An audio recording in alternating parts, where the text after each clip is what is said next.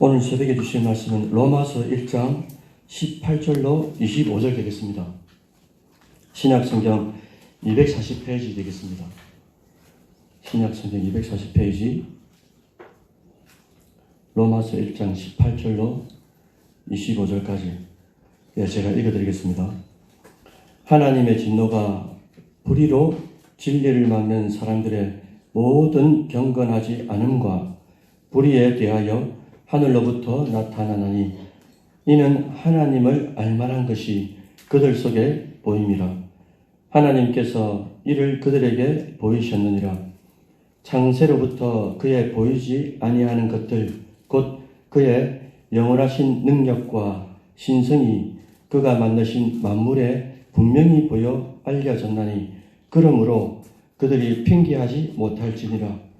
하나님을 알되 하나님을 영화롭게도 아니하며 감사하지도 아니하고 오히려 그 생각이 허망하여지며 미련한 마음이 어두워졌나니 스스로 지혜 있다 하나 어리석게 되어 썩어지지 아니하는 하나님의 영광을 썩어질 사람과 새와 짐승과 기어다니는 동물 모양의 우상으로 바꾸었느니라. 그러므로 하나님께서 그들을 마음의 정욕대로 더러움에 내버려 두사 그들의 몸을 서로 욕되게 하게 하셨으니 이는 그들이 하나님의 진리를 거짓 것으로 바꾸어 피조물을 조물주보다 더 경배하고 섬김이라. 주는 곧 영원히 찬송할 이시로다. 아멘. 예, 여러분들 반갑습니다. 지난 주일은 광야 3주차 주일이었죠. 그 주일 새벽부터 우리는 성경 66권의 꽃이라고 말을 하는 로마서 말씀을 통해서 은혜를 나누고 있습니다. 로마서는 총 16장으로 구성되어 있잖아요. 전체 구절의 중심 주제는 믿음으로 말미암아 어떻게 된다고요? 믿음으로 말미암아 어렵게 된다라는 이심칭의를 말씀하고 있습니다. 여기서 말하는 믿음이라는 것은 인간의 의지적인 믿음을 말하는 게 아니잖아요.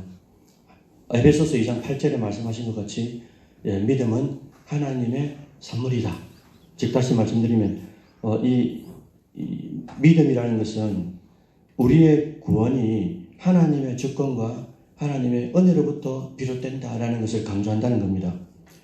어제 새벽에 받은 말씀 중에 로마서 1장 17절 말씀이 있었어요. 하나님의 의는 복음을 믿는 믿음에서 말미암는다라고 17절에 말씀하고 있습니다.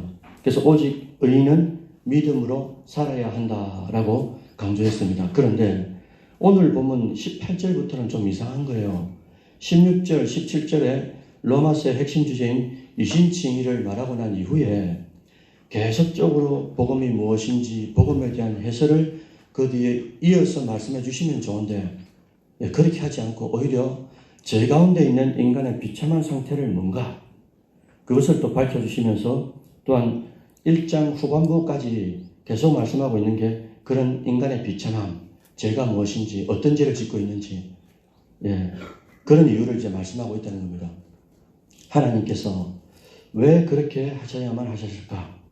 그 이유는 바로 사람이란 자신이 처한 비참한 상태를 깨달았을 그때 복음과 구원에 대한 관심을 가지게 되는 것 아니겠어요? 그래서 18절부터는 믿음이 없는 불의한 사람들은 어떤 존재인지 그리고 그들의 결말의 삶이 어떠한지를 구체적으로 이렇게 기록하고 있다는 것입니다. 특히 바울은 이 로마 교회에 방문한 적이 없었기 때문에 자기가 어떤 복음을 전하고 있는지 그리고 이것에 대해서 상세하게 설명을 하고 있는 거죠.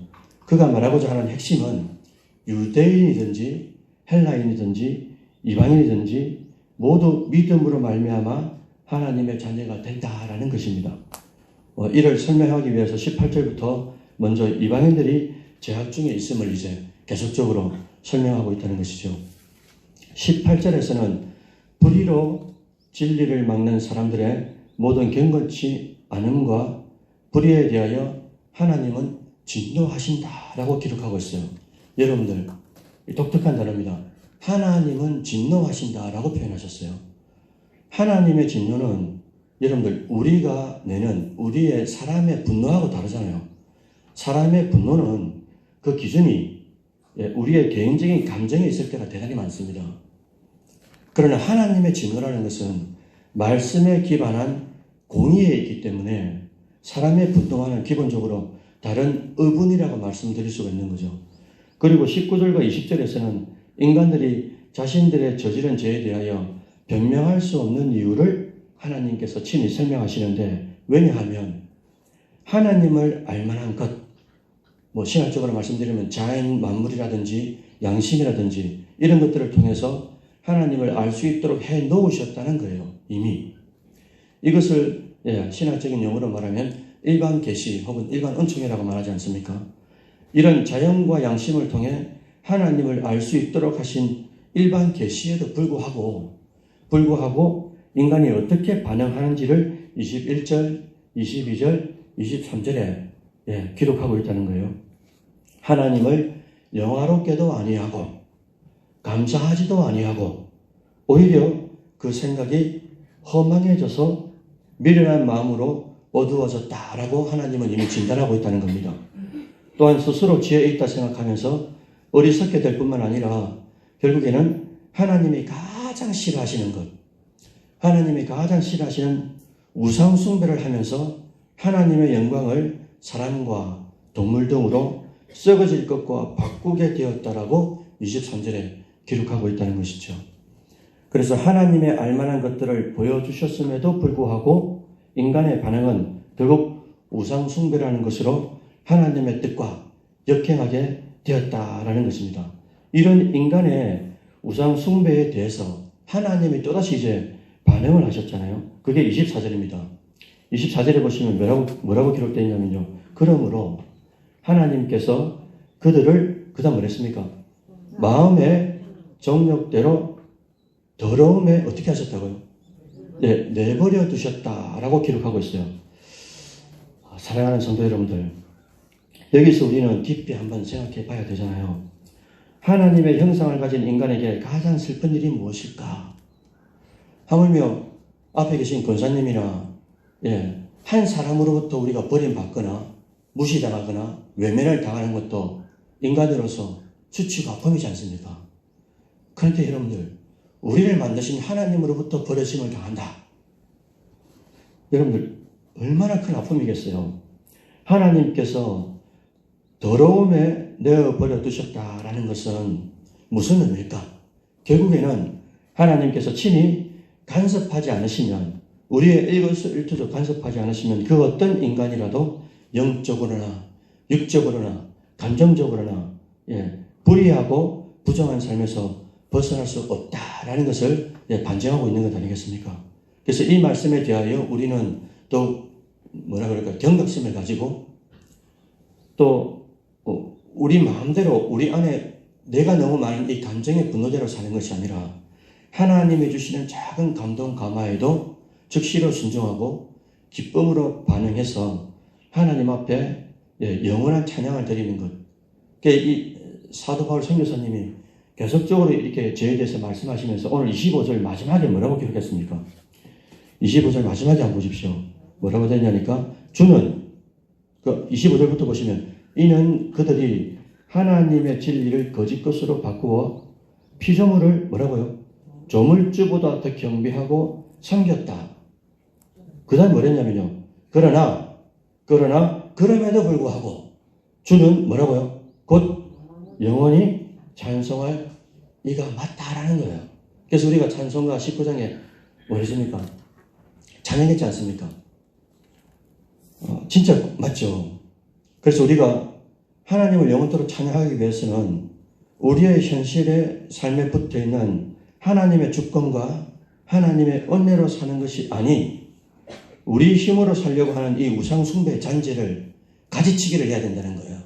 버려야 된다는 겁니다. 그렇게 되려면은 우리는 일상 가운데 세 가지를 체크하면서 살아가야 되는 거예요. 그 첫 번째는 뭐냐니까 내가 지금 현재 하나님보다 더 사랑하는 대상이 무엇인가라는 것을 순간순간마다 체크하셔야 되죠. 두 번째는 긴급한 일이 생겼어요. 황당한 일이 생겼어요. 그때에도 내가 태환이가 제일 먼저 무엇을 의지하는가라는 것을 체크하셔야 됩니다. 마지막 세 번째는 우리가 새벽에 쫙 일어나죠. 우리가 새벽에 잠재의식에 있다가 의식에 싹 돌아오지 않습니까? 깨어나잖아요. 그때 깨어날 때에 제일 먼저 무슨 생각을 하느냐 이거예요. 이런 것들을 체크하면서 일상 가운데 매 순간순간마다 하나님께 버려짐을 당하는 것이 아니라 오히려 하나님의 자리에 모셔드리는 그런 성도가 되는 것. 그게 진짜 은혜 받은 자, 하나님의 주권 속에 있는 우리의 태도가 아니겠냐는 거죠. 그래서 창세기에서 요셉이 날마다 유혹하는 한 여인이 있었습니다. 보디발의 부인이라는 어마어마한 권력과 이런 것들을 가지고 있는 여인이 찾아와서 날마다 요셉에게 요구하는 게 있었어요. 이 요구에 대하여 요셉의 창세기 39장 9절이 이렇게 기록하고 있습니다. 이 집에서 나보다 큰 이가 없습니다. 주인이 아무것도 내게 금하지 아니하셨습니다. 금한 것은 당신뿐입니다. 당신은 그의 아내입니다. 그런즉 내가 어찌 이 큰 악을 행하여 하나님께 죄를 짓겠습니까? 창세기 39장 9절입니다. 여러분들, 이때 하나님께 죄를 짓겠습니까? 라고 말을 할 때 하나님께라는 표현은 하나님 앞에서라는 단어입니다. 하나님 앞에서라는 단어는 고신대학교에 딱 들어가면 큰 이 비석이 있잖아요. 코람데오라고 적혀 있습니다. 요셉은 그의 삶 속에서 일상뿐만 아니라요, 긴급한 상황에서도, 내가 원치 않는 상황에서도, 황당한 상황에서도 하나님 앞에서 하나님을 의지하며 살았다는 것을 창세기 39장을 통해서 우리에게 말씀한다는 거예요. 오늘 우리도 2020년 7월 21일 다시 오지 않는 하루입니다. 우리가 인생을 살아가면서 100년을 산다 할지라도 2020년 7월 20일이 언제 또 오겠어요? 다시 오지 않는 하루를 살면서 탐심으로부터 시작되는 우상숭배가 아니고요, 우리에게 반드시 있어야 되는 이 가난한 신령, 하나님의 은혜 아니면 안 됩니다. 우리 자식들도, 우리 남편도, 아내도, 우리 직장도, 우리 교회도, 건축도, 모든 문제가, 모든 것들이 하나님의 은혜, 하나님의 주권 안에 있음을 믿습니다 라고 진짜 가난한 심령이 되어서 하나님의 뜻에 영적인 레이더를 세우고 맞추려고 하는 그런 기본기가 없으면 황당한 일이 생기죠. 긴급한 일이 생기죠. 그때마다 우리가 무엇을 찾겠냐는 거죠. 그런 트레이닝들이 지금도 우리 일상 가운데 흩뿌려져 있다는 거예요. 그때마다 잠 속에 있다가 의식이 생겨가지고 딱 깨어날 때부터 시작해서 일상을 살아갈 때도 그렇고 긴급한 일, 황당한 일, 원치 않는 일이 생길 때도 무엇을 의지하고 무엇을 생각하냐 이거죠. 그런 훈련들이 안 돼 있으면 일상 가운데 우리 마음대로 되는 게 있습니까? 우리 마음대로 안 되는 게 99%잖아요. 그런 가운데서도 요셉처럼 오늘 이제 사도 바울 선교사님이 권면하고 있는 이런 끝에 이런 제약들을 짓지만 그래도 하나님은 찬양받으셔야만 하는 우리의 하나님이다 라고 찬송하는 그런 믿음의 기질이 어디서 나오느냐? 일상에서 나온다는 거죠. 사랑하는 성도 여러분들, 그래서 오늘 설교 제목을 제가 깨어서 하나님을 찬양합시다 라는 제목을 한번 지어봤어요. 아무쪼록 여러분들, 오늘 하루 다시 오지 않습니다. 선물로 주신 이 하루를 바짝 영적으로 긴장하셔가지고 또 하나님께서 어떤 감동 감화를 주시는지를 영적인 레이더를 세우셔가지고 하나님께서 주시는 말씀, 감동 감화, 세미한 음성에 귀 기울이면서 오늘도 기쁨으로 순종하고 깨어서 순종하는, 그래서 하나님의 자리에 앉혀드리고 우리는 가난한 심령으로 살아갈 수 있는 복된 심령들 되시기를 주의 이름으로 축원드립니다. 오늘 말씀을 생각하시면서 한번 같이 기도드릴까요? 그리고 우리나라 그리고 우리 민족 조국 교회를 위해서 함께 기도했으면 좋겠습니다. 하나님, 오늘 주신 말씀처럼 영원토록 하나님은 찬양받으셔야만 하는 존재가 맞습니다.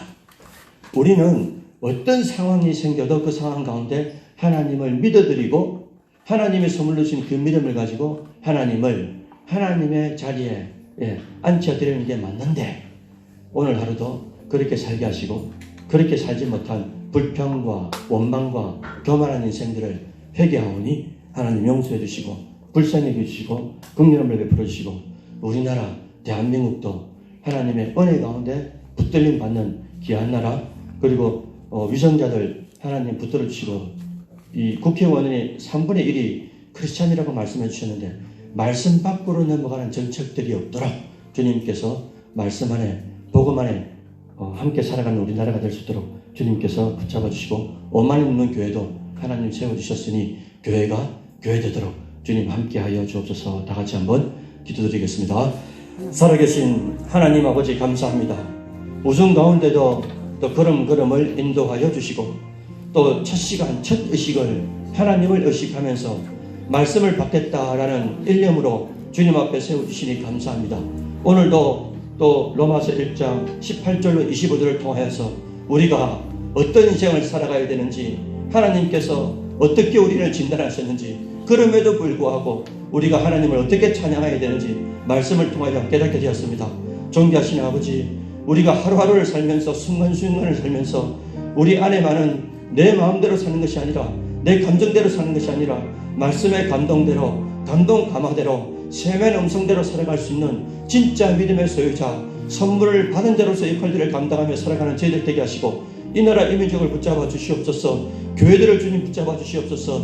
하나님께서 원하시는 아버지 정말 십자가의 보혈의 은혜를 받은 교회로서 역할들을 잘 감당케 하시고 또 아버지 세우신 아버지 대통령과 위정자들을 주님께서 붙잡아 주시고 하나님 말씀 밖으로 벗어나는 일이 없도록 주님께서 막대기와 지팡이로 인도하여 주시고 또 아버지 결국에는 하나님을 영화롭게 하는 이 땅의 복된 나라가 되어질 수 있도록 주님께서 함께하여 주시옵소서. 그렇게 되기 위하여 아버지 정말 복음을 먼저 받은 먼저 믿은 삼각자인 우리가 깨어서 기도하고 하나님 말씀 앞에 감동 앞에 어떻게 순종하는지를 만나는 만남들 가운데서 선이 나타낼 수 있는 작은 선교사가 되어질 수 있도록 주님께서 오늘 하루도 우리의 걸음걸음을 인도하여 주옵소서.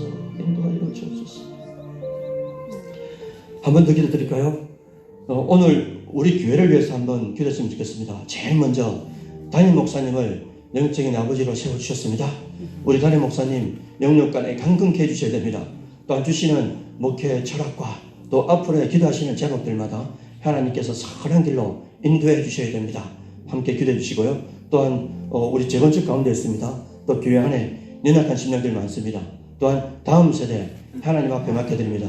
모든 것들 하나님 붙잡아 주시고 함께하여 주셔서 또 이 광야의 과정 속에서 하나님의 특별한 은혜를 받고 함께 동력하는 우리 모두가 되어질 수 있도록 주님께서 함께하여 주옵소서. 자유롭게 기도하시다가 돌아가시도록 하겠습니다. 함께 기도드리죠. 존귀하신 살아계신 하나님 아버지 감사합니다. 오늘 새벽도 깨워주시고 말씀 안에 거하게 하시고 주신 말씀을 다시 한 번 더 긴장하면서 세상 속에서 또한 아버지 나타내며 살아갈 수 있는 저희들 되게 하시고 특별히 또 교회를 위하여 기도합니다. 담임 목사님 세우셨사오니 영육간에 강건케 하여 주옵소서. 또한 아버지 말씀을 묵상하실 때마다 신방하실 때마다 또 손을 얹어 기도하실 때마다 또한 아버지 또 기도하시는 그 모든 제목들마다 하나님께서 선한 열매 맺게 하시고 함께 기뻐하는 우리 성도들 되어줄 수 있도록 주님께서 함께하여 주시옵소서. 또한 아버지 건축교회를 붙잡아 주시고 또한 아버지 모이고 논의하며 또한 아버지 앞날을 또 하나님 앞에 맡겨드립니다.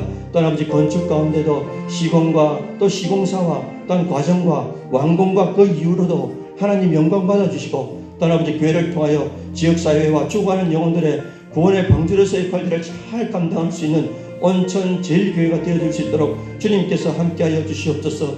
교회 안에 연약한 심령들 많습니다. 살아계신 아버지 하나님께서 아버지 정말 기도하는 의인의 기도를 들으신다고 약속해 주셨고 야고보서의 말씀을 붙잡고 이 시간도 기도하오니 아버지 정말로 긍휼의 빛을 비추어 주시고 또한 아버지 함께 완쾌되어 함께 기뻐하는 저희 가족들 되어줄 수 있도록 주님께서 함께하여 주시옵소서. 또한 아버지 다음 세대를 주님 앞에 맡겨드려오니 영아부, 유치부, 유년부, 초등부, 중등부, 고등부 또한 아버지 청년일부와 청년이부를 주님께서 주관하여 주시고 또 세우신 천사도 흠많은 교사들과 또한 아버지 부장님들 또 교육자들 하나가 되어서 한 심령 한 심령을 세워나가기에 조금 더 부족함이 없도록 주님께서 붙잡아 주시옵소서. 또 아버지 우리 올 한해 각자에게 주신 구역장과 권찰이라는 귀한 직분을 주셨고 또 아버지 아미로서의 직분을 주시고 또 아버지 먼저 믿은 자로서의 직분을 주셨습니다. 오늘도 만나는 만남들마다 발길 닿는 곳마다 하나님의 그리스도의 향기를 드러낼 수 있는 저희들 될 수 있도록 주님께서 함께해 주시고 오늘 하루도 즉시로 순종하고 기쁨으로 순종하여 하나님을 하나님의 자리에 앉혀드릴 수 있는 겸허한 저희들 되어질 수 있도록 주님께서 함께하여 주옵소서.